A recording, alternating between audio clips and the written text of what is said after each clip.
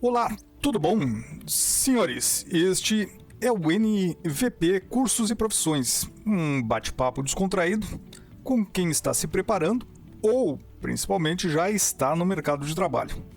Uma forma de tentar trazer um pouquinho dessa realidade que ocorre antes e, principalmente, depois das festas de formatura. Meu nome é Mauro, mas quem interessa hoje é o Cassiano, que trabalha com APM. Espero que ele consiga nos contar um pouco de como está sendo a aventura, a sua experiência aí na profissão. E aí, Cassiano, tudo bom, cara? Opa, beleza, Mauro? Tudo bem? Saudações a todos aí que estiverem escutando. Oba! Cassiano, por óbvio, comece explicando o que quer dizer APM. Só um comentário antes, Mauro. Todos? É interessante, né, esse programa que você está fazendo, porque eu, quando estava saindo do ensino médio, eu fiz curso técnico de informática, né? Fiz escola técnica. E para mim a realidade de profissões era muito pequena, né? Para mim era só advogado, médico, técnico de TI, programador. E existem muitas outras coisas diferentes que a pessoa pode trabalhar com, né? Existem muitas coisas que a pessoa não precisa ir, às vezes, pelo caminho ali que é tradicional, que todo mundo conhece. Para as pessoas descobrirem e talvez se encontrarem, né? Essa é a ideia, né? Mostrar outras oportunidades, né? Trabalho tem pra caramba, né? Eventualmente, a gente acaba podendo só escolher ou achando que só pode escolher aquelas coisas que a gente conhece na nossa visão, né? E aí trazer essa experiência dos outros, né? Que não, muitas vezes não é fácil encontrar, né? Outros referenciais. Cassiano, APM, o que é APM? Então, Mauro, APM é um cargo da Fundação Pública IBGE, Instituto Brasileiro de Geografia e Estatística, que as pessoas conhecem mais pelo censo, que ocorre de 10 em 10 anos, Sim. Que é a contagem da população e uma pesquisa amostral sobre saneamento básico, educação. E esse cargo, agente de pesquisas e mapeamento, APM, ele é de contratação temporária e ele é para realizar algumas atividades do IBGE que são feitas de forma contínua, né? Nem todo mundo sabe, mas o IBGE também tem outras pesquisas que são feitas durante esse período de 10 anos aí do censo e que elas não param nunca, né? Por exemplo? Para quem gosta de ver o noticiário aí, todos os dias vai ver lá dados extraídos da PNAD-C, que é PNAD-C. E Pesquisa Nacional por Amostra de Domicílios Contínuo. É uma pesquisa muito parecida com o censo, com a grande diferença que ela é amostral. Quem responde ela são só 140 mil domicílios no Brasil inteiro. É mais ou menos que nem se faz pesquisas eleitorais, assim, é uma amostra estatística. Exato. E o que se pergunta, qual é o objetivo da PNAD-C, no final das contas? É bem interessante, porque quem escutar esse podcast porventura for trabalhar com a PM ou for prestar o concurso, a atividade principal que ele vai fazer muito provavelmente vai ser a PNAD contínua, né? O que é perguntado na PNAD contínua? Vou explicar um pouco de como a pesquisa funciona. Oba! É sorteado uma amostra, né? E essa amostra vai responder esse questionário 5 vezes e cada entrevista vai ter um intervalo de 3 meses entre elas. Então a gente fica 15 meses entrevistando os mesmos informantes, justamente para acompanhar essa situação de emprego, desemprego, enfim.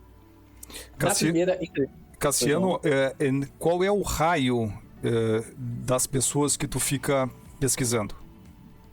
O raio, você diz idade? Não, o raio é geográfico mesmo. Olha, eu sou de Minas Gerais, eu trabalhei praticamente na cidade inteira. E em alguns outros municípios, tanto na zona urbana e na zona rural, alguns municípios próximos aqui. Mas isso vai depender muito. Alguns APMs de São Paulo, Belo Horizonte, por serem cidades muito maiores, provavelmente o cara vai trabalhar com um recorte bem menor, entendeu? Perfeito. O conceito é muito populacional, pela densidade populacional.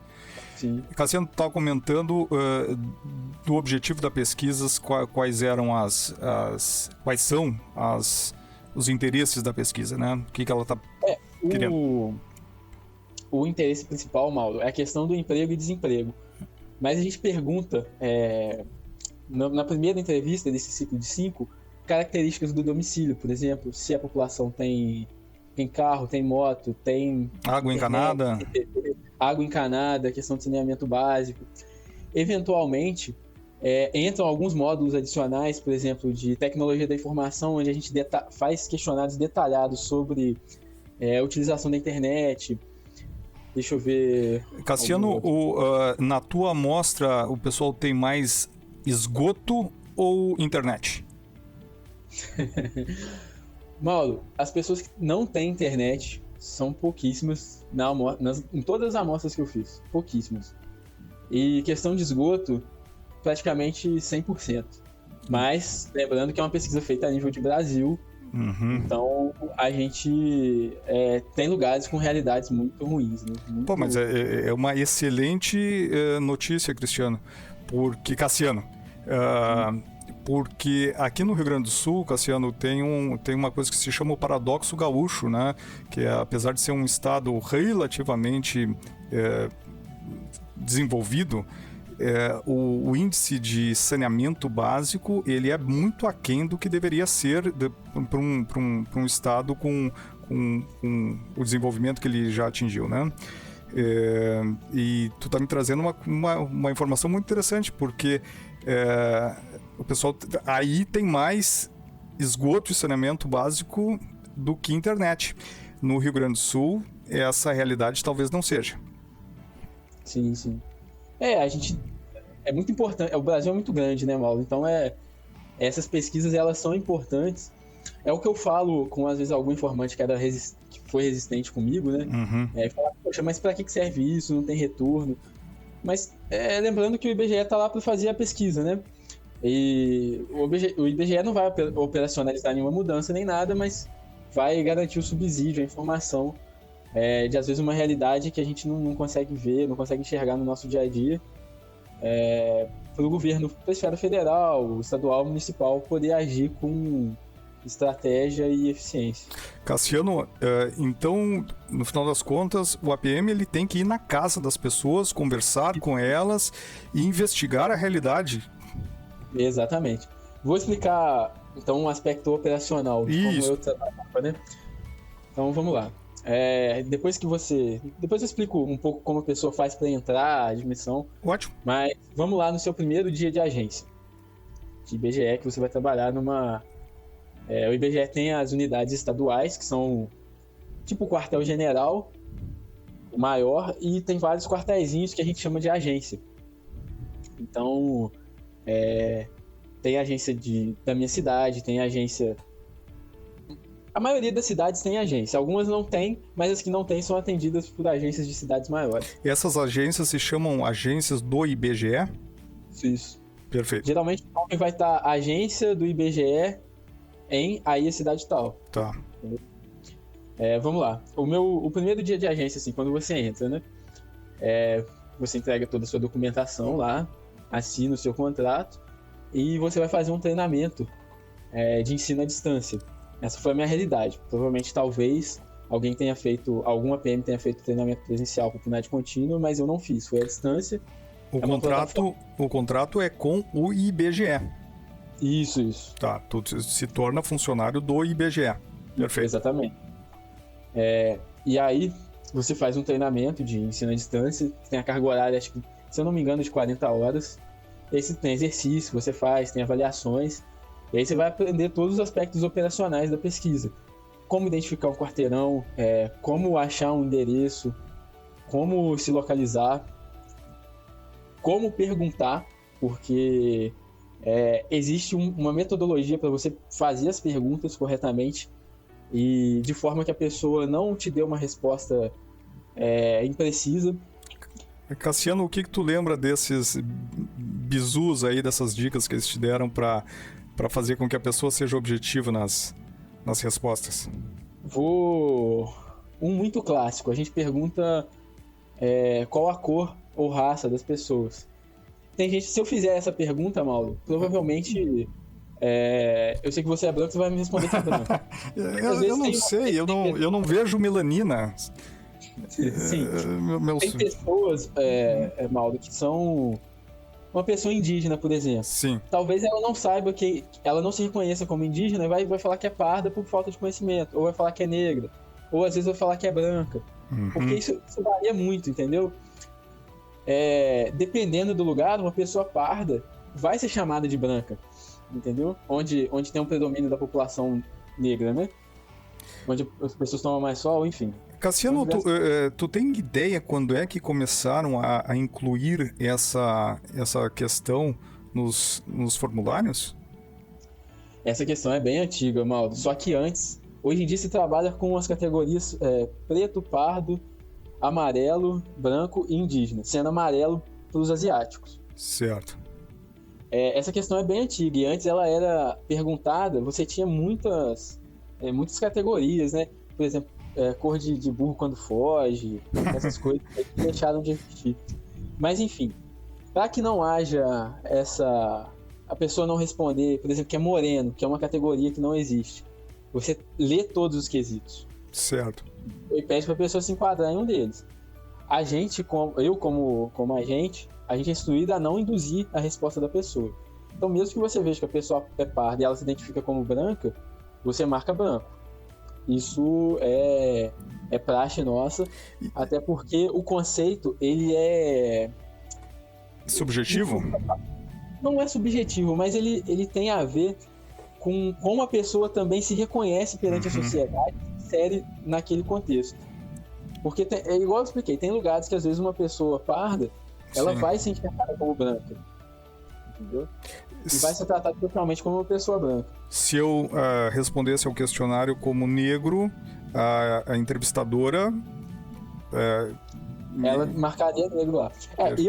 Muitas das vezes, Mauro, eu sempre fazia essa pergunta de forma bem honesta para a pessoa. Teve muita gente que quis caçoar, né? Enfim, às vezes o cara era branco, sabia que era branco e respondia, não, eu sou negro.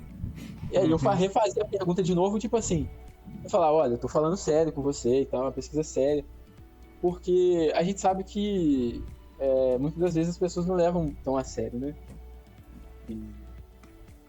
É uma questão sensível hoje em dia também. Cassiano, porque de certa forma é um pouco invasivo, né? Tu entra dentro da casa da pessoa e começa a perscrutar a existência dela, até essas questões de como ela... Você, com o tempo, você vai desenvolvendo um tato para isso, né? Eu me lembro que a menina aqui perguntou se eu era gay. Eu fiquei pensando, como assim? Você já chegou a responder alguma vez a PNAD contínua, Mauro? Não, foi só o censo. Sim. Mas eu achei estranha essa pergunta. Mauro, essa pergunta, ela foi incluída na PNAD contínua bem no finalzinho de quando eu estava trabalhando. Eu, sinceramente, Mauro, eu acho uma pergunta que, na minha opinião, a gente sabe que as pesquisas do IBGE são feitas no aparelho que se chama dispositivo móvel de coleta, que nada mais é do que um celular. Um tablet ali? Sim. Ou um tablet ou um celular. Certo. Acredito eu que essa pergunta ela deveria ser dado o dispositivo na mão da pessoa e a pessoa responder. Por quê? Muitas das vezes, o cara é homossexual e vai responder que é heterossexual por uma pressão da sociedade, por exemplo, ou por querer se resguardar. Então acaba gerando uma imprecisão. E o próprio fato de, às vezes, o entrevistador ser um homem vai mudar a forma com que a pessoa vai se comunicar e vai responder uma pergunta tão íntima quanto essa, né? Cassiano, e como tu abordava essas questões, não só essa, mas junto às pessoas, né? Olha, Mauro, eu sempre fui um cara, nesse trabalho, eu converso em outros podcasts, né? Quem me conhece aí já viu falar, sabe que eu sou um cara extremamente introspectivo, que não gosta de conversar, que ele tem companhias seletas ali para trocar ideia. E nesse trabalho, Mauro, eu era extremamente técnico. Então eu eu virava um instrumento ali de pesquisa e eu abordava a questão de forma técnica, falando sério com a pessoa, sem brincadeira, sem conversas paralelas, porque tem agentes que eu conheço que conversam mais, tem mais, se entrosam mais com os moradores. Então eu fazia isso de uma forma muito natural. Eu olhava para a pessoa e perguntava: qual a sua orientação sexual? Para quem já sabia o que era isso e já me respondia direto, tranquilo. Muitas pessoas não sabiam ou confundiam às vezes. E aí eu li as categorias: olha, heterossexual, gay, lésbica, trans, e assim vai. Eu nunca tive problema com isso, com esse tipo de pergunta, não. Sério, Cassiano? Puxa vida, eu fico imaginando tu ter que explicar as categorias, né? Eu te confesso que eu mesmo, quando eu olho aquele LGBTQXY a mais ali, eu mesmo não tenho muita clareza do que é uma coisa e o que é outra, né? Onde começa um e onde começa a outra, né? Eu tive que me educar um pouco para poder orientar as pessoas que me perguntassem, né? Cassiano... Mas realmente gera uma confusão. As pessoas não conhecem, não entendem. Eu mesmo, hoje em dia, que já não trabalho mais com isso, se você me perguntar, eu já não sei. Eu acho já complicado, muito complicado, a questão da categorização por quantidade de melanina, né? Então, sim, de acordo com tal porcentagem de melanina, tu vai para uma categoria... não sei o quão relevante isso de fato é para políticas públicas, né? Eu acredito que tem, assim, a sua importância, mas como eu falei, é uma coisa muito pessoal, né, Mauro? Tem gente que vai se perceber como negro, tem cara que é negro que vai se perceber às vezes como pardo e vice-versa. Hoje em dia há um grande debate, tem gente que fala que a pessoa parda não existe, outros falam que existe, né? Tem gente que fala que só existe ou é branco ou é negro, então uma coisa... Cassiano, então esse agente de pesquisa e mapeamento, ele vai a campo enfrentando essas ambiguidades aí, né? Que a gente falou de questões de relacionamentos sexuais, questões de... eu não sei como fala, se fala etnias ou né? O manual da pesquisa usa o termo cor ou raça, né? Cor ou raça, perfeito. Bom, Cassiano, e aí? Tu está aí diante dessa família, dessa casa, do que mais que tu tem que investigar? Vamos lá então. Eu tava falando que tinha o treinamento, né? Isso. Aí você vai ser alocado em uma pesquisa. Existem pesquisas que você pode fazer dentro da agência, que é o contato por e-mail com informantes, são pesquisas econômicas que você faz com empresas. Existe essa possibilidade também, mas depois eu falo um pouco delas. Só para complementar, Cassiano, então é um outro público. Nesse caso seria investigação com empresas. E tu tá nos narrando aí desse trabalho mais de campo, né? Isso, do trabalho domiciliar, que a gente vai no domicílio das pessoas. E aí? Enfim, você fez o treinamento, recebeu o seu dispositivo móvel de coleta, o seu colete. Na minha agência não era obrigatório usar o colete, mas você vai receber o colete ao crachá, camisa, essas coisas, às vezes você ganha, às vezes não, depende muito. Vai vestir a sua paramentação, vai pegar o seu dispositivo móvel de coleta e vai a campo. Minha experiência. Para algumas localidades, tinha motorista disponível. No caso, na minha agência, existia um servidor que ele cuidava apenas disso. Ele cuidava de manutenção de carro, de dirigir, de levar a gente nos lugares. E você se desloca a pé ou no transporte público.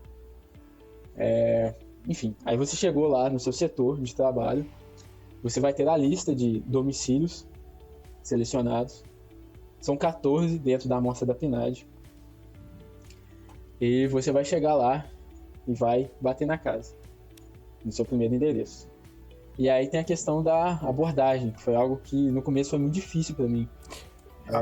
Essas casas não são previamente avisadas que irão receber a visita? Olha, Mauro, isso depende muito do supervisor. Se o supervisor quiser, ele manda uma carta que fala, olha, durante a próxima semana você receberá uma visita de um agente do IBGE para responder a pesquisa PNAD contínua. Aí a carta explica a pesquisa.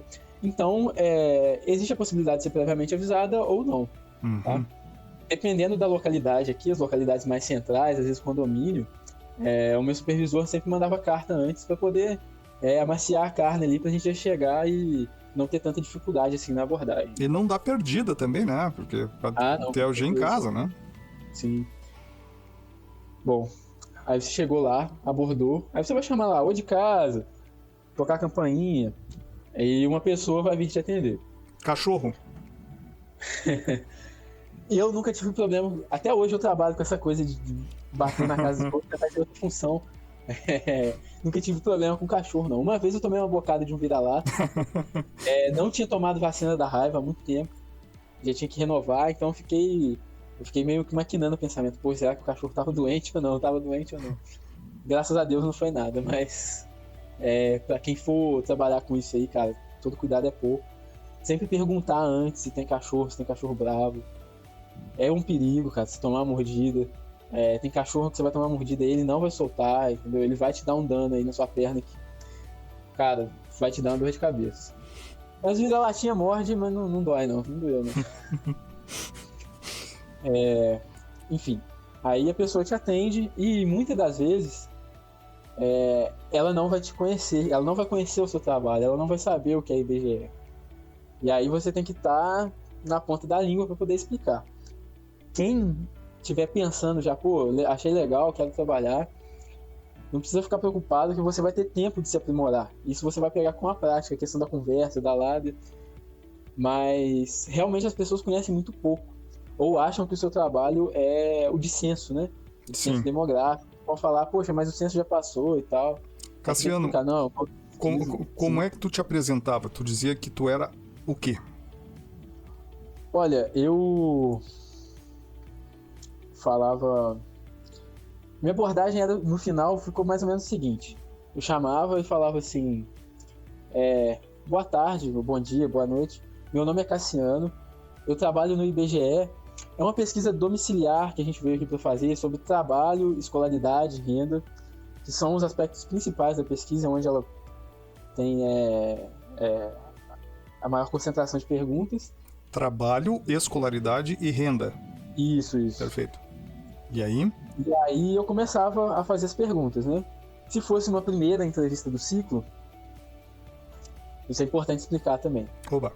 Se fosse uma primeira entrevista do ciclo, a primeira parte do questionário a gente vai perguntar se a casa tem, quantos cômodos a casa tem, deixa eu ver mais, se tem geladeira, se é geladeira de uma ou duas portas, se os moradores têm carro ou moto, se tem moradores com mais de 70 anos ou menos de 4 anos. Aí depois a gente prossegue para uma parte que se chama quadro de moradores, que o quadro de moradores a gente anota o nome, aí poderia ser o primeiro nome, segundo nome, alguma coisa que desse para quem fosse fazer as próximas pesquisas identificar depois. Isso aí não tinha tanto rigor não. E data de nascimento, que era bem importante. Basicamente é só isso de informação que a gente pegava dos moradores acerca de características pessoais. Aí depois vinha a parte de cor ou raça, a escolaridade, que a gente perguntava também para ter esse indicador, né? Porque tudo isso está correlacionado à quantidade de renda que a pessoa tira, né? É clara essa vinculação, Cassiano, entre escolaridade e renda? Mauro, eu falo aqui da realidade em que eu trabalhei. Sim. Sabe que o Brasil é muito grande, é uma realidade cultural, mas a gente tende a notar, assim, que as pessoas com escolaridade mais elevada têm rendas mais elevadas, né? Certo. Tirando o caso de pessoas que, por exemplo, completaram o ensino médio e foram empreender, e deu certo no delas, entendeu? Mas geralmente quem tem um grau de escolaridade mais elevado costuma ter a renda maior, sim. Pelo menos nas realidades em que eu trabalhei. Escolaridade, e depois vem a parte de trabalho, que talvez seja a parte principal e mais importante do questionário. Só um breve histórico. Diga. Essa pesquisa contínua, ela era uma pesquisa de domicílio, tinha uma pesquisa de domicílio, que era só característica de domicílio, quadro de moradores, e tinha uma pesquisa de emprego, que era mensal, que chamava PME. Isso lá pros anos 2010, alguma coisa. E aí eles juntaram as duas e virou uma coisa só, que hoje em dia é a PNAD contínua. Que existe uma PNAD que não seja C, a contínua? Não. A PNAD é contínua, é sempre, nunca acaba. E ela está sempre sendo atualizada. Perfeito. E aí, na parte de trabalho, a gente perguntava qual era a função da pessoa, em que tipo de estabelecimento ela trabalhava. Pergunta também coisas do tipo se a pessoa trabalha em home office, se ela trabalha no local de estabelecimento dessa empresa, porque às vezes a pessoa trabalha numa conservadora, né, numa prestadora de serviço de conservadora, vigilância, e trabalha no estabelecimento de outra empresa. Salário a gente perguntava, e aí na parte de salário entrava, a gente ia detalhando ali se a pessoa tirou 13º, férias, se ganhava vale alimentação ou refeição. Cassiano, isso é interessante. Essa informação não é compartilhada com Receita Federal, né? Por óbvio. Não. Mauro, é até importante explicar isso aqui. Quem, porventura, for grande empresário e tirar fortunas, pode ficar despreocupado com questão de Receita Federal, porque o IBGE ele tem autonomia dessas informações. Todas as informações que você vai prestar para o agente do IBGE, elas são sigilosas. Perfeito. Depois que passa ali da sua supervisão local, tudo isso vira estatística, vira código, vira número. Cassiano, o problema não é o grande empresário, porque se tem advogados, contadores para se proteger. O problema é a classe média, que muito eventualmente não, mas eventualmente receba valores não contabilizados e... Sabe que a carga tributária é muito grande mesmo. Eu entendia o receio das pessoas às vezes, e eu explicava isso, né? A menina que teve aqui em casa não explicou, né? Eu confesso, eu não respondi a verdade. Não, Mauro, a gente, assim, quem é agente de pesquisa e mapeamento fica até 3 anos na função.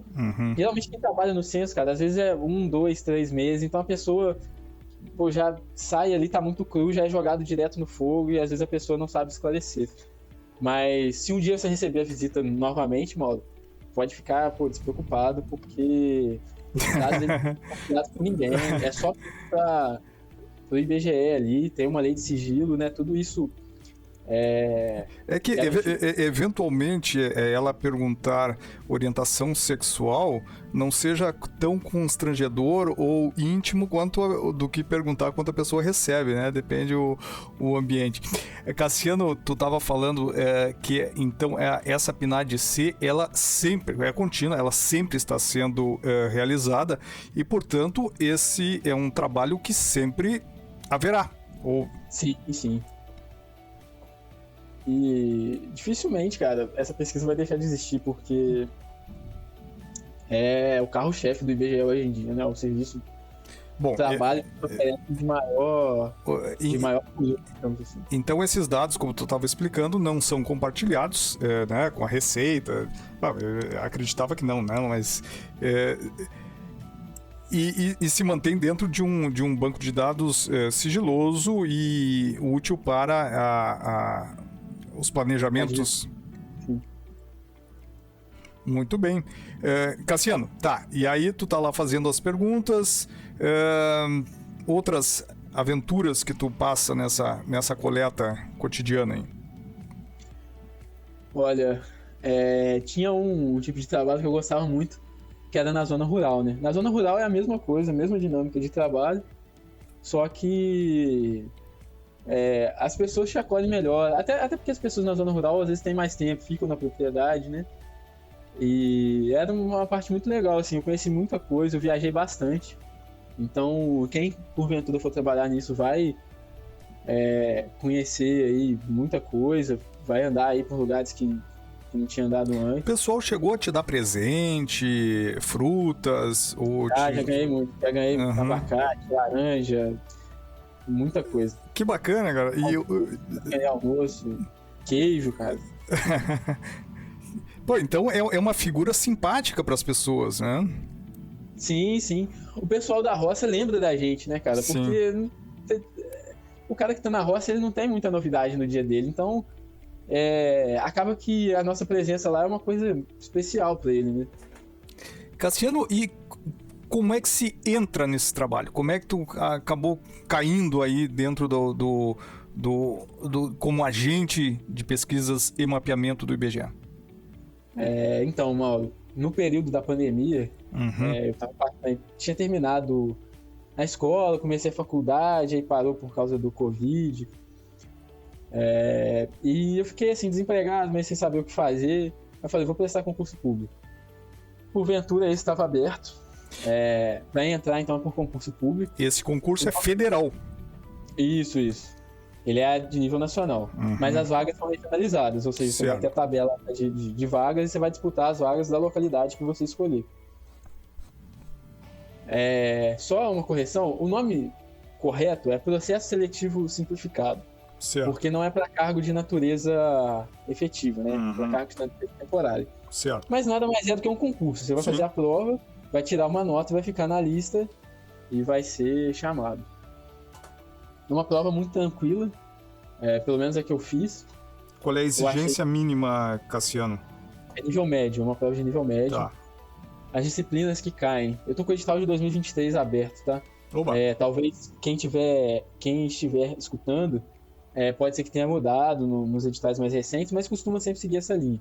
Busca onde o edital... Perdão, Cassiano. No site, você vai pesquisar IBGE. IBGE. Na verdade, a maneira mais fácil, você vai pesquisar IBGE Trabalhe Conosco. Trabalhe Conosco, IBGE. Perfeito. Isso. Vai ser o primeiro link que aparecer.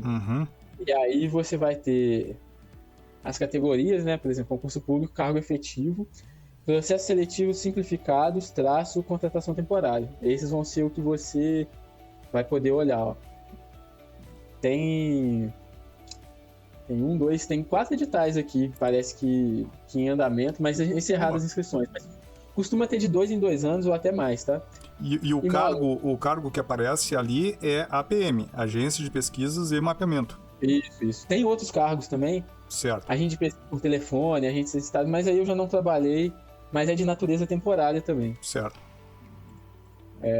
Uma coisa interessante, Mauro, muitas das vezes esse concurso não tem tanta procura. E aí eles fazem a prova e não conseguem preencher todas as vagas. E aí abrem um processo seletivo mais simplificado ainda, que é só de currículo. Então você leva eles marcam, né, um lugar para você levar o currículo e documentação para preencherem as vagas. Então às vezes você nem precisa fazer a prova, mas aí é um critério subjetivo, quem vai ter a maior escolaridade, né? Fica a critério de escolha dos supervisores de agência. Cassiano, tá me dizendo então que há mais vaga do que candidatos, muitas vezes. Muitas das vezes, Mauro. Olha. Tem muitos lugares que ficam sem preencher as vagas. Que interessante. Eu falo assim, é um concurso temporário, tem um salário razoável, depois eu posso até falar disso. Olha, se a menina do IBGE me perguntou quanto é que eu ganhava, acho justo nós perguntarmos ao pessoal do IBGE quanto é que eles ganham, né? Sem problema. Mas aí deixa eu só terminar de explicar. A prova cai em língua portuguesa, matemática, raciocínio lógico, ética no serviço público e geografia. Conteúdo de nível médio, não é difícil. Precisa estudar, porque você tem que tirar uma nota boa ali. Pelo fato da prova não ser tão difícil, sim, as notas vão pra cima, assim, 90 a mais. Mas nada impossível não, tá? E é uma lista, as listas rodam muito, porque as pessoas entram, saem, muitas pessoas desistem porque passam no concurso melhor. O que são listas? A lista, no caso, por exemplo, eu fiz a prova, tinham 4 vagas, eu fiquei em 10. Ah, perfeito. É o ranqueamento? Isso. Tá. Aí os 4 primeiros desistiram, e depois mais 5 desistiram, chegou em mim a lista e me chamou. Entendeu? Na tua experiência, Cassiano, tu entrou rápido ali, né? Eu fiquei em sexto de 4 vagas, então foi bem rápido, porque 2 desistiram e saíram. Eu fiz o concurso e no ano seguinte eu fui chamado, fui convocado. Ô Cassiano, mas assim, eu tô meio encantado com o trabalho. Ele parece ser profundamente divertido, dinâmico, com um ganho de experiência, tanto de conhecimento intelectual quanto de conhecimento humano, bastante estimulante, né? Paulo, eu acho que me engrandeceu muito trabalhar com isso, sabe? Me ajuda muito na função que eu tô hoje. Uhum. Enfim, de curiosidade, hoje em dia eu sou agente de combate às endemias. Sim. Me ajudou muito, cara, me engrandeceu muito. Eu não tenho mais inibição para poder falar com as pessoas na rua e etc. Você conhece muita coisa, muitas realidades diferentes. Você vê... Pô, cara, você às vezes investiga a intimidade das pessoas, enfim. Você... São muitas situações diferentes de enriquecimento, assim, cultural mesmo, sabe? Tinha muitos lugares aqui na minha cidade que eu não tinha ido e eu fui por causa de trabalho. E olha que eu moro num lugar relativamente pequeno. Cassiano, voltando à questão desse trabalho, como se entra nele. Então, a pessoa faz esse concurso aí no IBGE. Eles, pelo que eu entendi, estão toda hora chamando o pessoal. Sim, sim. É porque é um trabalho contínuo. O trabalho nunca acaba. Sim, nunca acaba. O pessoal do censo, aquele que a cada 10 anos, vocês são convocados também para o censo? Ou são outros recenseadores, no caso? Então, Mauro, vou contar a minha experiência. A princípio, são outros recenseadores, mas eu conheço APMs que trabalharam no censo fazendo entrevista. Uhum. Eu, durante, se eu não me engano, 2 semanas, fui deslocado para ministrar o treinamento dos recenseadores. Ah, que legal. Então eu me envolvi indiretamente com o censo demográfico também. Tu foi instrutor, então, dos recenseadores? O governo federal, não, perdão. A Unidade Estadual de Minas Gerais produz um curso em vídeo. Perfeito. E a gente fica responsável por passar esse curso em vídeo e explicar as coisas para os alunos, para os treinandos ali de recenseadores que estão se preparando para trabalhar. Cassiano, tu chegou a trabalhar com o censo? Com a pesquisa na prática, não. Mas eu digo na prática. Eu conheço APMs que trabalharam. Uhum. Mas aí depende muito da demanda de agência. A gestão ela é bem descentralizada, então essas coisas mudam de uma agência para outra. É bem relativo mesmo. Cassiano, e como é a relação com chefias e colegas? Como é que se dá isso? Bom, Mauro, eu falar aqui a minha experiência verdadeira, né? Sim. Eu tive Quando eu entrei, eu tive uma chefia não tão agradável, assim, não sendo totalmente ingrato. Uma pessoa que teve toda a paciência de me ensinar, de me instruir, mas que não se envolvia tanto com o nosso trabalho de campo. E o papel do supervisor no trabalho de campo ele é bem importante, porque é quem vai gerar às vezes no morador mais resistente, é quem vai gerar um pouco mais de confiança para convencer ele a responder. E como é uma pesquisa amostral, cara, cada uma das 14 casas é muito importante de ser realizado. Cassiano, aproximadamente quantas casas tu fazia por dia? Só pra gente ter uma ideia da tua carga de trabalho. Eu posso falar da carga horária depois, mas é uma coisa... Pode, claro. Vamos começar pela quantidade de pesquisas, né? Para o IBGE, o mês ele é dividido em semanas. Uhum. O mês, assim... A divisão anual é em semanas, né? Vamos colocar assim que é melhor. É trimestral, na verdade... São trimestres que são divididos em semanas. Cada semana tem diversos setores, aí vai depender da demanda da agência. Tem agência que vai ter um setor para ser feito. Cada setor tem 14 entrevistas a serem realizadas. Geralmente, na agência que eu trabalhei, eu ficava com cerca de um setor a um setor e meio para fazer a pesquisa. Então dava cerca de 21 entrevistas. Tiveram semanas mais apertadas, que às vezes um colega saiu de férias ou ficou doente, que eu fiz 2 setores. Mas a meta semanal gira em torno ali de 28 entrevistas. Aí a quantidade que você faz por dia, você vai dosando. Às vezes você faz 14 num dia, se tiver como. Às vezes você faz 2 num dia, porque não achou ninguém em casa. Isso é muito relativo. E se adapta também com a questão da carga horária, né? Onde eu trabalhei, a gente tinha possibilidade de aderir a um programa de gestão por desempenho, desempenho ou demanda, tá? Sim. Mas a sigla é PGD. No PGD, a gente tinha que cumprir uma carga horária de 4 horas em agência, caso não fosse coletar. Mas se fosse fazer a coleta dessas pesquisas, a gente ficava livre. Então, se eu quisesse fazer a minha estratégia, por exemplo, ir num bairro onde as pessoas só chegam em casa após as 5 e eu ir trabalhar após as 5, eu podia tirar o dia de folga e trabalhar após as 5 e ir lá estrategicamente. Então há uma flexibilidade imensa do exercício do serviço, né? Sim, bastante. Mas aí, Mauro, é aquilo que eu falei, uma experiência que vai variar de agência para agência. Não são todos os supervisores que vão aderir a isso ou permitir isso. Cassiano, no caso, eu tive dificuldade. Tu comentou 4 horas na agência, foi isso que eu entendi? Isso. O que são essas 4 horas na agência? 4 horas que você bate o ponto lá, fica lá as 4 horas e depois tá liberado pra trabalhar ou fazer demanda. Mas quem tá em campo não teria necessidade de ficar essas 4 horas lá, né? Porque o cara já estaria em campo. Mas assim, esse modelo de trabalho, ele demanda que você realize as entregas em dia, né? Que você se mantenha organizado, sempre relate ao supervisor como é que tá o andamento do trabalho.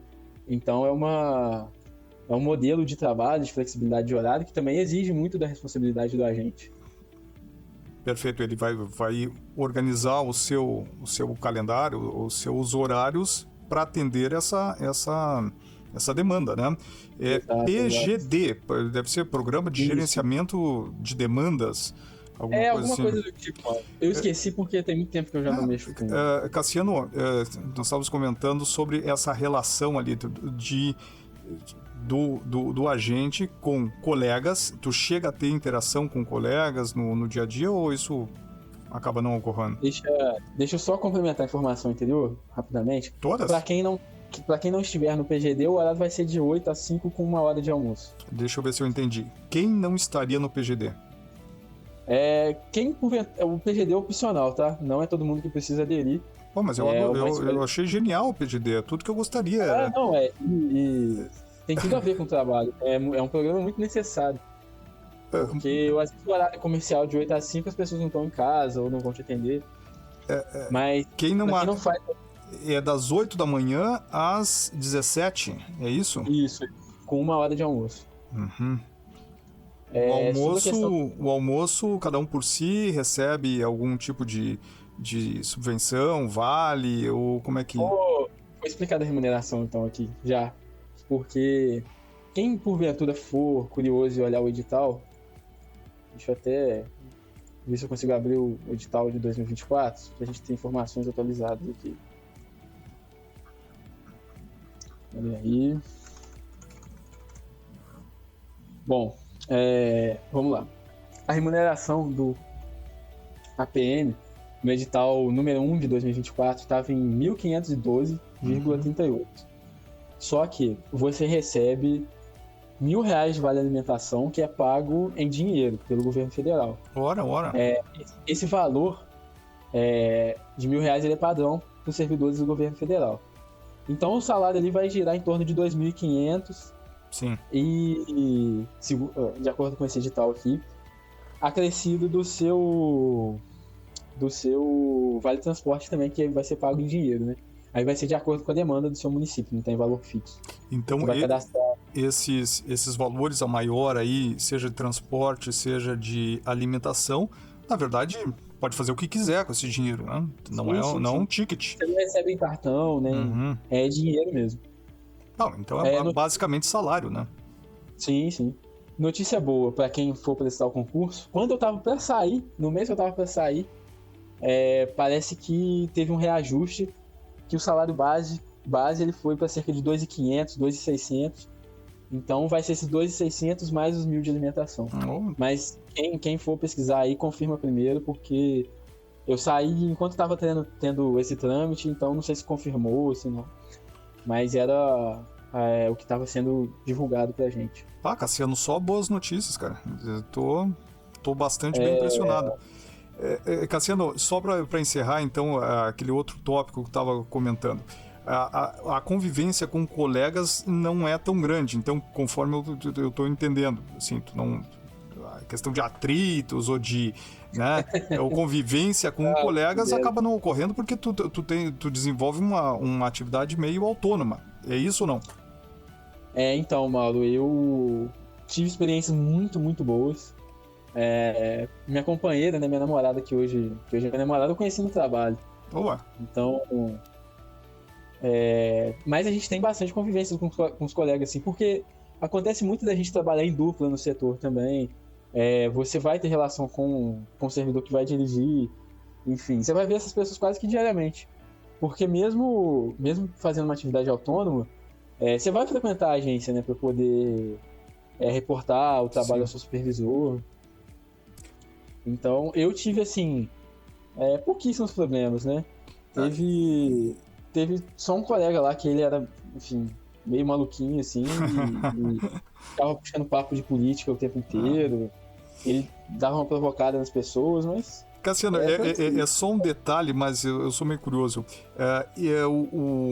O coletor de dados, tu entrega o coletor de dados ou tu transmite os dados por Wi-Fi ou uma coisa assim?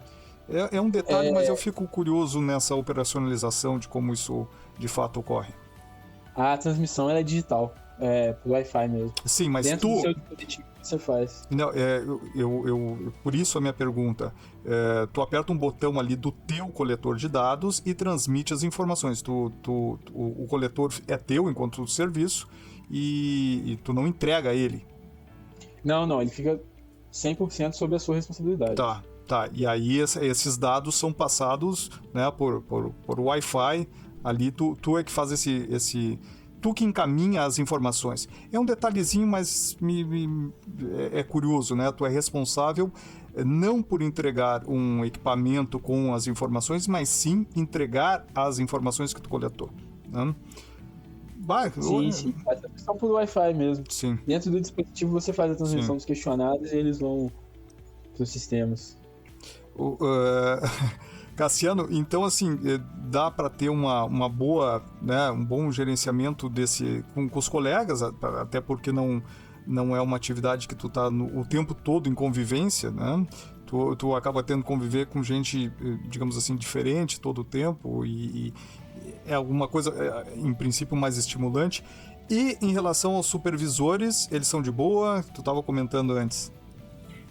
Eu na maioria assim, da situação, eu tive experiências boas com supervisão. Só a minha primeira supervisão, né, que eu passei por 2 supervisões, não se envolvia tanto com o trabalho de campo e isso às vezes não colaborava assim, tanto com a nossa produtividade.